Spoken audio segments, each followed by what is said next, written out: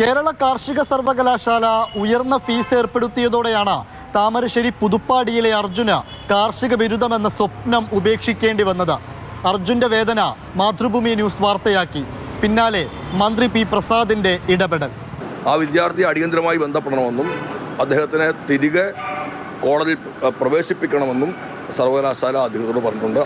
ഒരു വലിയ സാമ്പത്തിക ഭാരം അടിച്ചേൽപ്പിക്കുന്ന ഒന്നും ഉണ്ടാവുകയില്ല. മറ്റ് സർവകലാശാലകളിലും മറ്റും ഉള്ള ഫീസിൻ്റെ ഘടനയും മറ്റുകളെല്ലാം നോക്കിക്കൊണ്ട് ആവശ്യമായ ഭേദഗതികൾ വരുത്തുന്നതായിരിക്കും. അർജുനെ തിരികെ കോളേജിൽ പ്രവേശിപ്പിക്കണമെന്നും വിദ്യാർത്ഥികൾക്ക് അംഗീകരിക്കാൻ കഴിയാത്ത ഫീസിൽ ഭേദഗതി വരുത്തുമെന്നുമാണ് മന്ത്രിയുടെ ഉറപ്പ്. മന്ത്രിയുടെ പ്രതികരണത്തിന് പിന്നാലെ അർജുൻ മാതൃഭൂമി ന്യൂസിനോട് സംസാരിച്ചു. സർക്കാരിൻ്റെ പ്രത്യേക പരിഗണന തനിക്ക് ആവശ്യമില്ലെന്നും മറ്റുള്ള വിദ്യാർത്ഥികൾക്ക് വേണ്ടിയാണ് സംസാരിച്ചതെന്നും അർജുൻ പറയുന്നു. ഭേദഗതി എപ്പോ വരുത്തും? ഇതൊക്കെ ചെയ്യണ്ടേ? ഫസ്റ്റ് ഇയർ ഇപ്പൊ കേറിയിട്ട് നമ്മൾ ഇത്ര എമൗണ്ട് അടയ്ക്കണ്ടേ? ഇതൊക്കെ ബുദ്ധിമുട്ടല്ലേ ഓരോരുത്തർക്കും?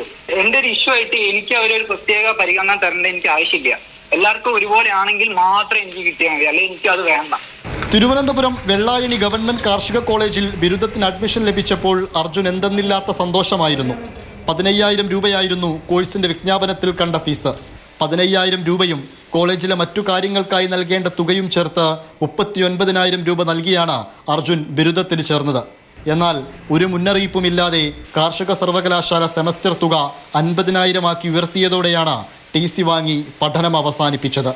എനിക്ക് അഗ്രികൾച്ചറും വെറ്റിനറിയും ഭയങ്കര ഇഷ്ടമായിരുന്നു. നമുക്ക് കുറച്ചൊരു താല്പര്യമുള്ള ഫീൽഡിൽ പഠിച്ചിട്ടുണ്ടെങ്കിൽ കുറച്ചുകൂടി നമുക്ക് എന്തെങ്കിലും ഉപകാരം ഉണ്ടാകുമെന്ന് വിചാരിച്ചിട്ടായിരുന്നു. പക്ഷേ ഇങ്ങനൊരു സിറ്റുവേഷനിൽ അതെനിക്ക് ഉപേക്ഷിക്കേണ്ടി വന്നു. സർവകലാശാലയുടെ കടബാധ്യതയാണ് ഫീസ് ഉയർത്താൻ കാരണമെന്നാണ് വിശദീകരണം. എന്നാൽ അത് സാധാരണക്കാരായ വിദ്യാർത്ഥികളുടെ മേൽ അടിച്ചേൽപ്പിക്കണമോ എന്നതാണ് ചോദ്യം. മന്ത്രിയുടെ ഇടപെടൽ കുട്ടികൾക്ക് ആശ്വാസമാകുമെന്ന് കരുതാം. ഇംതിയാസ് കരീം, മാതൃഭൂമി ന്യൂസ്, കോഴിക്കോട്.